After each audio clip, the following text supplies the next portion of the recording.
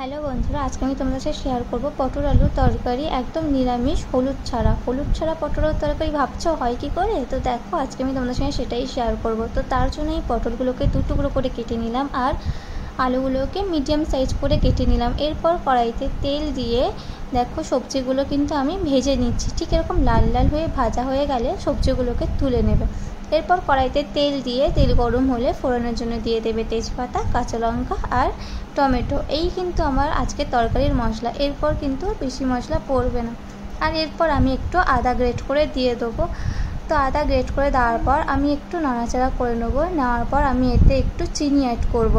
তো এইটা কিন্তু অসুস্থ যারা খেতে পারো না তাদের জন্যও কিন্তু খুব ভালো একটা তরকারি, নিরামিষ, একদম কম মশলার তরকারি, খুব স্বাস্থ্যের পক্ষেও ভালো।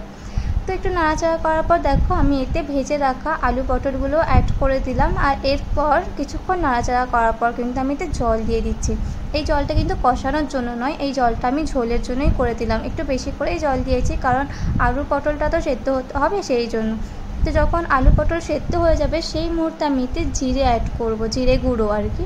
জিরে গুঁড়ো অ্যাড করার পর কিছুক্ষণ নাড়াচাড়া করার পর আমি এতে দিয়ে দেবো গরম মশলা দেওয়ার পর 2 মিনিট নাড়াচাড়া করে আমি এটাকে সার্ভ করার জন্য নামিয়ে নেব। তো দেখো আমার পটল আলুর তরকারি কিন্তু একদম রেডি।